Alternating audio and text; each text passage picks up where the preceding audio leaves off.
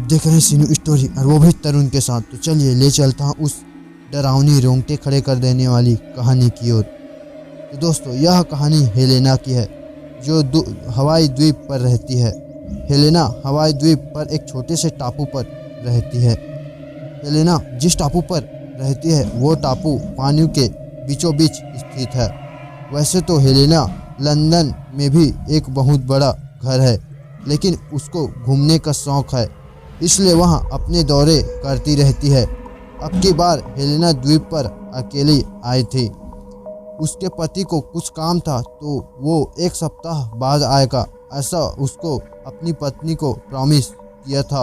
Helena flight से Saturday को ही आ गई थी। हेलेना आते ही सो गई। अगले दिन सुबह उठकर हेलेना ने कुछ वर्कर्स को बुलाया और अपने पूरे घर की सफाई करवाई। हेलेना ने अपने घर को अपने हिसाब से सजाया और हेलेना होटल गई और खाना खाई। फिर वहीं से वो उस पॉन्ड पर चली गई जहां उसका घर स्थित है। हेलेना ने अभी उस पॉन्ड को पूरा नहीं देखा था, इसलिए अब की बार वो कोई चांस मिस नहीं करना चाहती थी। उसने पूरी तैयारी कर ली थी और पानी में गोता लगाने का भी मन बना लिया था। हेलेना ने पूरे पॉन्ड की सैर की और आखिर में वहां गोता लगाने के लिए सेफ्टी जैकेट पहन ली थी और पानी में कूद गई। हेलेना ने नई नई प्रजाति की मछलियां देखी और कुछ ऐसी झाड़ियां भी देखी जो लाइट छोड़ रही थी। हेलेना काफ़ी गहराई पर गई तो उसे कुछ महसूस हुआ। हेलेना को लग रहा था कि उसको कोई बुला रहा है। उसने एक झटके में ही सारी बैटन को इग्नोर किया और आराम से अपनी गोताखोरी पूरी की और वापस ऊपर आ गई। हेलेना काफ़ी थक चुकी थी और रात भी काफ़ी हो गई थी, इसलिए हेलेना अब आराम करना चाहती थी। इसलिए हेलेना अपने घर पर आ गई। अब हेलेना टीवी देखती देखती सो गई। थोड़ी देर बाद उसकी नींद खुली। उसने टीवी को बंद किया और अपने बेडरूम में चली गई। आधी रात को करवट लेते वक्त हेलेना ने कुछ महसूस किया। उसको लगा कि यहाँ पर कोई तो है। उसने बेड से ही नज़र घुमाई, लेकिन उसको कोई नहीं दिखा। हेलेना वापस सो गई। थोड़ी देर बाद हेलेना की आंखों के सामने कुछ परछाई से आई। हेलेना ने अपनी सामने वाले गेट को कांच में देखा तो उसे कुछ नहीं दिखाई दिया। हेलेना वापस करवट बदलकर सोने लगी तो खिड़की के कांच में उसको किसी धुंधला चेहरा दिखाई दे रहा था। हेलेना उठकर बैठ गई। अब हेलेना कांच को गौर से देखने लगी। खिड़की को देखते देखते हेलेना को कुछ और महसूस हुआ। उसको लगा कि कोई उसकी बाईं तरफ कोई तो परछाई है, लेकिन हेलेना ने दरवाजे पर कांच को देखा तो हेलेना चौंक गई। एक और परछाई।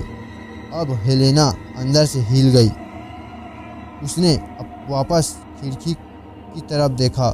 परछाई ठप ठप खिड़की को मार रही थी। उसने वापस पलटकर दरवाजे की तरफ देखा तो हेलेना झट से पलंग की दीवार तक सरक गई।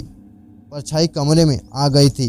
अब हेलेना उस परछाई को एकदम साफ देख पा रही थी। वो तो कोई समुद्री जानवर लगता है। हेलेना ने लाइट चालू की तो चिल्लाकर वो दोनों परछाई वापस बाहर भाग गए। हेलेना भी उनके पीछे पीछे बाहर भागी और देखा तो वो दोनों पॉन्ड में कूद गए। हेलेना वापस आई और डरते हुए सो गई। सुबह हुई। हेलेना ने अपने आसपास वाले लोगों को बुलाया और कुछ इस पॉन्ड के जानवर बाहर आते हैं क्या, ऐसे अपने पड़ोसियों से पूछा। तो पड़ोसी समझ गए कि हो न हो इस मैडम ने कल गोताखोरी की है। पड़ोसी ने बोले, क्या आपने कल सैर की है पॉन्ड की? उसने बोला हाँ। और गोताखोरी वो भी की है? वही तो नहीं करना था मैडम जी। मगर क्यों? उस गोताखोरी और उस जानवर का क्या कनेक्शन है? मैडम, आप जिस जानवर कह रही हैं वो कोई जानवर नहीं बल्कि एक मृत शरीर है, एक आत्मा है। पर वो तो 2 थे, हेलेना बोली। 2 नहीं, पूरे 20 है मैडम जी। मैं क्या जान सकती हूँ कि इसका राज क्या है? आप जानकर क्या करोगी मैडम? आप बस अभी वापस लंदन निकल जाओ। अगली बार जब कभी आओ तो गोताखोरी मत करना। वैसे भी आप बहुत भाग्यशाली हो जो आपको कुछ नहीं किया, वरना जो भी इस पोन के उस चमकीली पेड़ के पास गया वो लौटकर आज तक कभी वापस नहीं आया। आप लक्की हो। हेलेना अब जिद करने लगी कि आखिरकार उस लोगों के साथ क्या हुआ था। अब पड़ोसी पूरी कहानी सुनते हैं और बताते हैं। मैडम, बात 1996 की है। इस पोन का सर्वे करने के लिए रूसिया से एक टीम आई थी। उस टीम ने 2 हफ्ते तक इस पोन का निरीक्षण किया, लेकिन उनको कुछ खास नहीं मिला। जल विभाग को कहीं से जानकारी मिली कि इस पोंड के अंदर कुछ रहस्यमय चीज़ें हैं। उसी को खोजने के लिए वह टीम यहाँ पर आई थी। टीम का एक मेंबर, उसने कुछ चीज़ों को खोज लिया था, लेकिन उसको कुछ ऐसा मिला जो वो किसी को भी नहीं देना चाहता था। इसलिए उसने झूठ बोल दिया कि कुछ नहीं मिला। लेकिन उसी टीम के एक ईमानदार ऑफिसर को भी पता चल गया कि अंदर खजाना है। पूरी टीम सो रही थी, तभी वो चोर मेंबर वहां से निकलकर उस खजाने के पास पहुंच गया। लेकिन साथ में ईमानदार ऑफिसर जाग गया और पूरी टीम के साथ वहां पहुंच गए। लेकिन तब तक चोर मेंबर सारा खजाना लाद कर मिनी जहाज से जाने लगा। पूरी टीम उस पर गोली चलाने लगी। उसकी जहाज़ का हिस्सा थोड़ा डैमेज हो गया था, इसलिए वो पानी में कूद गया। लेकिन तब भी ऑफिसर उन पर गोलियां की बौछार करते रहे और उसको गोली लग गई और वो इसी पॉइंट पर मर गया। मैडम बोली, तो ये तो एक ही मरा, फिर 20 क्यों मैडम? तो मैडम जी, जिस तरह आप गई वैसे और भी गोताखोरियों करने गए। आप तो शुक्र मनाओ कि जिंदा लौट कर आए, लेकिन 20 लोगों अब तक हजम कर चुका है वो। तो क्या वो भी और लोग को मारेगा? हाँ, सुना है कि जब तक वो 24 लोग को नहीं मार देता उसको शांति नहीं मिलेगी।